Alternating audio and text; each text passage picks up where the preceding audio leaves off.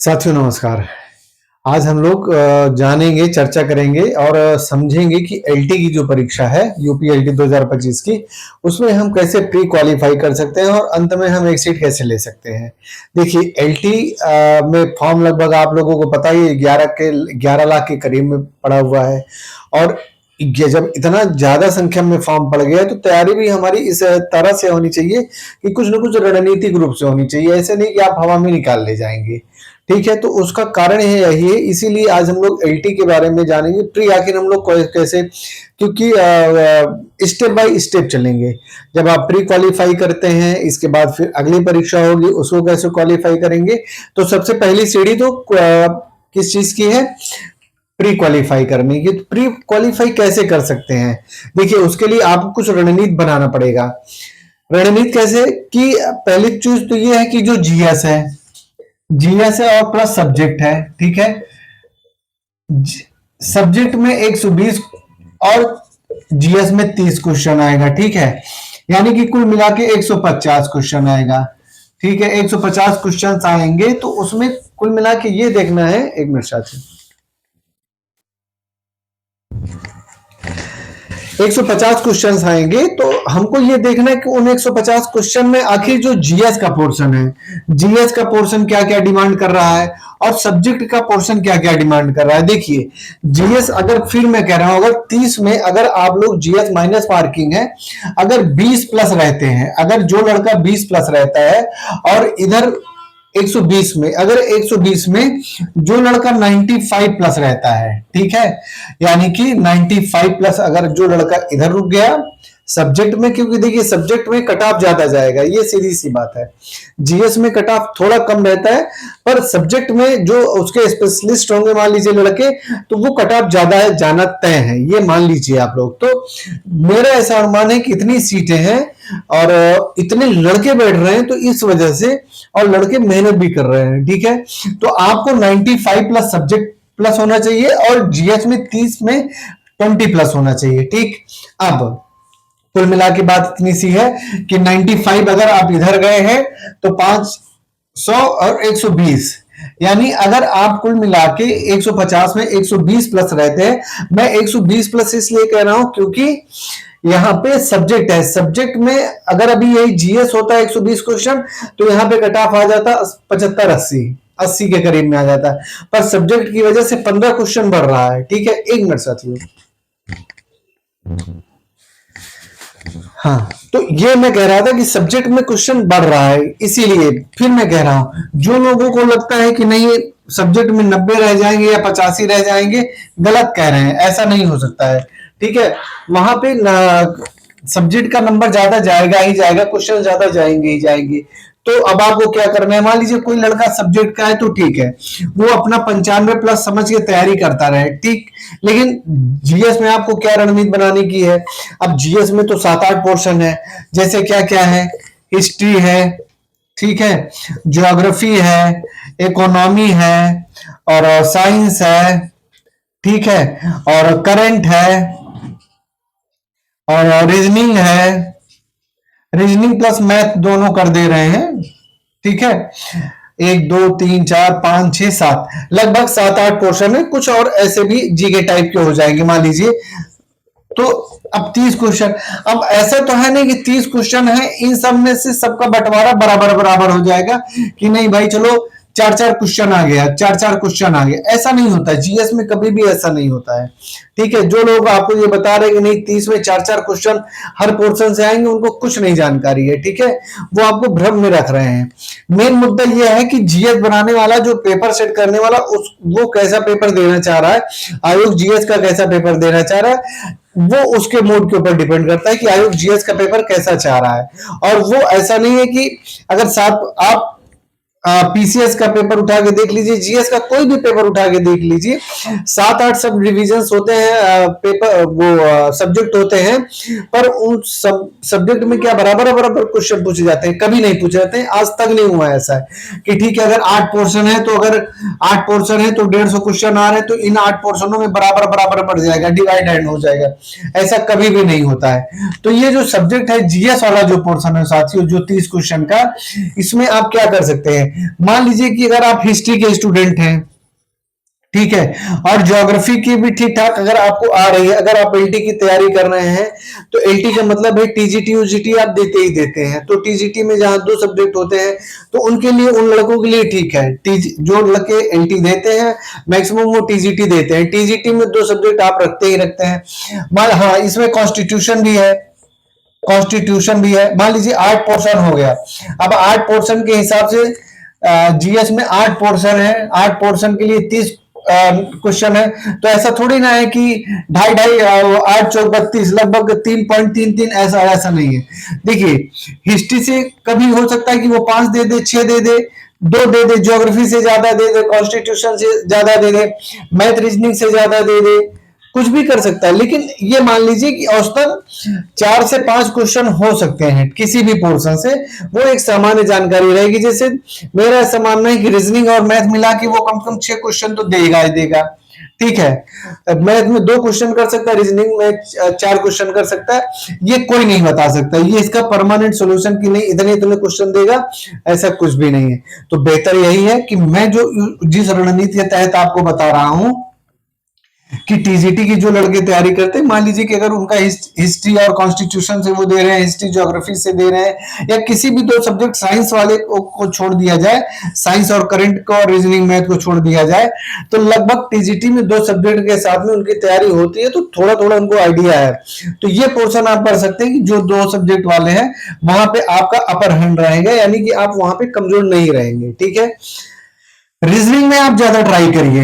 Math में मान लीजिए कि अगर आप कमजोर हैं तो मैथ में मत ट्राई करिए, रीजनिंग में ट्राई करिए, रीजनिंग बेहतर रहेगी। करंट में बहुत आपको बिल्कुल से दुनिया भर का करंट नहीं पढ़ना है, जो आजकल रिलेवेंट, जैसे ऑपरेशन सिंदूर है, ठीक है। ऑपरेशन सिंदूर से करंट आ सकता है क्योंकि ऑपरेशन सिंदूर बहुत ही इंपॉर्टेंट है। और आजकल जो टैरिफ व्यवस्था चल रही है उसके विषय में चर्चा अलग से होगी, पेपर में क्या कैसे करंट में आ सकता है, वो एक दूसरी चीज है। लेकिन बाकी जो सब्जेक्ट है, जैसे कॉन्स्टिट्यूशन से वो 4 से 5 प्रश्न देगा ही देगा। तो कुल मिला के हिस्ट्री से, कॉन्स्टिट्यूशन से, ठीक है, ज्योग्राफी से, और वो इकोनॉमी से, ठीक है, 1-2 क्वेश्चन हो सकता है पर्यावरण से भी दे दे, इस तरह से। तो ये जो 4-5 पोर्शन है, यहां से आप मान लीजिए कि 25 प्रश्न आएंगे, ठीक है। 25 प्रश्न यहां से आएंगे, या 5 प्लस रीजनिंग प्लस मैथ से आएंगे, ये जान लीजिए। तो कोशिश ये करिए कि ये जो 25 प्रश्न है ना, यहां पे आप कम से कम 20 प्रश्न सही कर जाइए, ठीक है। मैथ रीजनिंग को छोड़ के, मैथ रीजनिंग के अलावा ये मान लीजिए कि 25 प्रश्न आने ही आने हैं, ये देख लीजिएगा आप लोग। 25 प्रश्न आने हैं, और मेरी ये सलाह है कि इन 25 प्रश्नों पे आप ट्राई करिए। और एक चीज और, लूसेंट पढ़ते रहिए, ठीक है। लूसेंट में सफिशियंट है, लूसेंट का जो मटेरियल है वो सफिशियंट है। लूसेंट कैसे पढ़ना है, किस तरह से पढ़ना है, वो आप समझ लीजिए। किसी दिन मैं लूसेंट में बताऊंगा किस तरह से। लेकिन जीएस में मैं भी अपने यूट्यूब चैनल पे जीएस बहुविकल्पी डाल रहा हूं, 50-50 क्वेश्चन के मैंने आज से शुरू किया है मॉडल टेस्ट पेपर। आप देख सकते हैं, देखना चाहें तो देखिए, नहीं तो अगर नहीं अच्छा लगे तो मत देखिए। लेकिन जैसे प्रश्न आएंगे वैसे ही मैंने सर्च करके उसको डाला है, ठीक है। तो कहने का ये मतलब है कि ये जो 25 प्रश्न है, मैथ रीजनिंग को छोड़ के आप यहाँ पे काम कर सकते हैं, और अपने साधनों से काम कर सकते हैं। बहुत सारे यूट्यूब चैनल वाले पढ़ा रहे हैं, ठीक है। जहां पे आप कमजोर हैं जैसे मैथ में, तो वहां पे आप बहुत हाथ पांव मत मारिए। 2-3 क्वेश्चन में आपको कुछ बिगड़ नहीं जाएगा। बेहतर यह है कि उन 2-3 मैथ के क्वेश्चन को छोड़ के आप रीजनिंग में ट्राई कर लीजिए, या जो सब्जेक्ट है जैसे ज्योग्राफी है, हिस्ट्री है, इन सब चीजों पे आप ट्राई कर सकते हैं, ठीक है। तो ये तो हो गई जीएस की बात। जीएस में अगर मैथ नहीं आ रहा है तो जाने दीजिए, उसके लिए मत परेशान होइए। फिर से मैं कह रहा हूं, मैथ नहीं आ रहा है, मैथ के लिए मत परेशान होइए, बिल्कुल से भी मत परेशान होइए। मैंने अभी आपको अच्छे से समझाया कि आप क्या कर सकते हैं। करने का मतलब ये है कि आप 25 क्वेश्चन में मैथ रीजनिंग को छोड़ के 25 क्वेश्चन आना है, ठीक है। तो उन 25 क्वेश्चंस पे आप फोकस करिए। ये नहीं कि 2-3 क्वेश्चन मैथ के लिए आप बिल्कुल से जान झोंके पड़े हुए हैं, और पता लगा कि जो आपको जीएस की तैयारी करनी है वो भी आपकी चौपट होती जा रही है। तो ठीक है, मैथ रीजनिंग को छोड़ के 25 प्रश्न आप जीएस से ले लीजिए, ठीक है। सब्जेक्ट जिसका है, मैंने कहा भी है 95 प्लस जाएगा ही जाएगा सब्जेक्ट में, ठीक है। अब देखिए, इन 25 में से अगर आप बहुत घटाते उठाते हैं। मान लीजिए रीजनिंग का अगर 3 रीजनिंग आती है तो आप 2 तो कर ही ले जाएंगे इस तरह से, ठीक है। मैथ को मैं मान ले रहा हूं कि आप 30 में से 3 माइनस घटा के आप 27 क्वेश्चन कर रहे हैं, ठीक है। मान लीजिए कि 27 में 1-2 क्वेश्चन आपको जीएस नहीं आ रहा है। अगर देखिए माइनस मार्किंग में भी ट्रिक होती है। 50% अगर आपको आ रहा है तो आप जाइए उस क्वेश्चन को सॉल्व करिए, ठीक है।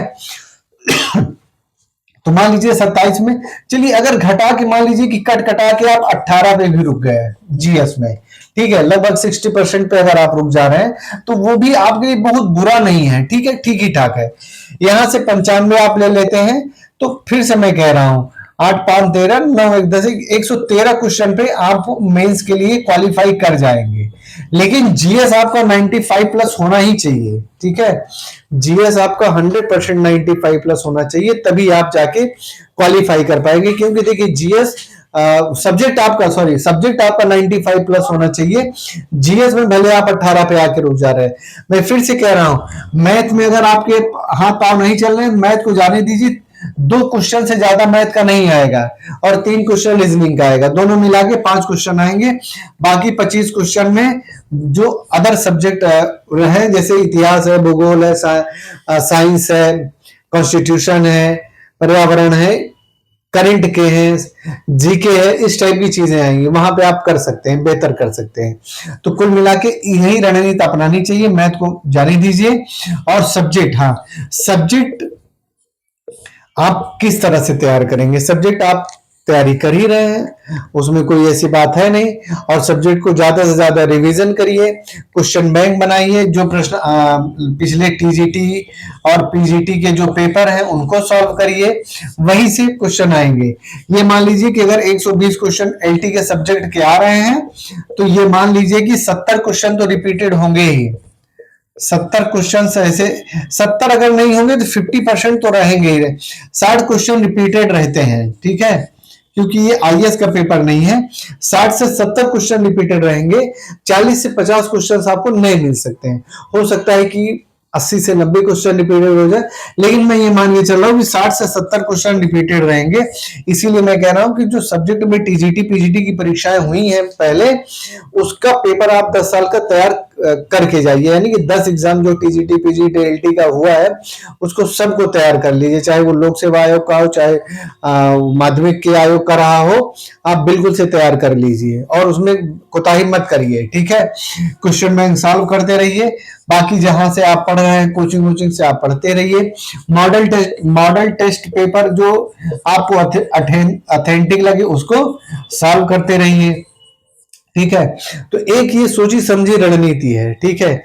ऐसा नहीं है, जीएस के लिए इल्यूशन लगातार पढ़ते रहिए, उसमें हिस्ट्री में भी, ज्योग्राफी के लिए पर्याप्त मटेरियल है, ऐसा नहीं है। बाकी जो आप यूट्यूब पे ऐसे सोते समय, खाते पीते समय, जिसका चैनल अच्छा लगे आप उसके क्वेश्चन सुनते रहिए, मत देखिए। आप सुनते भी रहेंगे तो भी आपके दिमाग में चीजें जाती रहेंगी, ऐसा नहीं है। सुनने से भी बहुत सारी चीजें जाती हैं, आप कुछ नहीं, आप आराम कर रहे हैं, मोबाइल को जो जिस चैनल को देखते हैं आप उसको ऑन कर लीजिए, इसके बाद सुनते रहिए, उससे भी चीजें ठीक होती हैं। तो इस तरह से एक एलटी की सोची समझी रणनीति के तहत आप उस लेवल तक क्वालिफाई कर सकते हैं। और जैसा मैंने बताया कि जो जीएस का खंड पेपर है, या जीएस का जितना पोर्शन है, लगभग 8 पोर्शन है, 8 पोर्शन में मैथ को आप छोड़ दीजिए, बिल्कुल से जाने दीजिए। मैथ जिसका नहीं अच्छा है उसको मत कोशिश करिए, बाकी 7 पोर्शन पे आप काम करिए, 7 पोर्शन की तैयारी करिए, वो आपके लिए बेहतर रहेगा। 95 प्लस सब्जेक्ट में और 20 प्लस जीएस में होना ही चाहिए आपको सेफ जोन में जाने के लिए, ठीक है। फिर से मैं कह दे रहा हूं, 95 प्लस सब्जेक्ट और 20 जीएस, ये सेफ जोन है आपका, ठीक है। हालांकि इस पे एक दिन मैं बनाऊंगा वीडियो अलग से, लेकिन अभी मैं बात बता दे रहा हूं। तो ठीक है साथियों, ये इस रणनीति को आप अपनाइए, एलटी के लिए अपनाइए। और खास करके ऐसे लड़के जो नए लड़के हैं वो अपने तरीके से तैयारी तो करिए ही करिए, किसी संस्था से जो आपको ऑथेंटिक लगे, आपको बरगलाए नहीं, इधर उधर ना बहकाए, क्योंकि आप बहुत घबराएंगे नहीं। और कोशिश ये करिए कि अगर आप मोबाइल का उपयोग कर रहे हैं तो सुबह शाम सोते जागते उठते बैठते जब आप खाली हो तो कुछ न कुछ किसी भी मॉडल टेस्ट पेपर को या किसी भी वीडियो को आप देखते रहिए, या देख नहीं सकते तो सुनते रहिए, आराम से सुनते रहिए। तो ठीक है साथियों, इस ट्रिक को अपनाइए। लेकिन मैं फिर से कह दे रहा हूं, जो चीज आपका जीएस में कमजोर है उसके लिए बहुत मत परेशान होइए। आपका अपर हैंड सब्जेक्ट में है। आप अगर सब्जेक्ट की तैयारी जबरदस्त कर जाते हैं तो ठीक है। अगर मान लीजिए जीएस में अगर आप 15 भी हो गए और सब्जेक्ट में अगर आप 98 पे भी रुक जा रहे हैं, 98 करके सही हो जा रहे हैं, तो भी आप अंदर हो जाएंगे, ऐसा नहीं है। ठीक है, सब्जेक्ट आप लगातार पढ़ते रहिए। और सब्जेक्ट के लिए सीधी सी बात है भाई कि सब्जेक्ट को आप ज्यादा टाइम देंगे, मान लीजिए 5 घंटा सब्जेक्ट पे दे रहे हैं तो 2 घंटे आप जीएस पे दीजिए। ठीक है, 6 से 7 घंटे की पढ़ाई पर्याप्त है, ऐसा नहीं है, पढ़ते रहिए। ठीक है साथियों, तो ठीक है, फिर सब्जेक्ट की तैयारी कैसे की जाए एलटी में, इसका वीडियो हम जल्दी से लेके आएंगे। नमस्कार।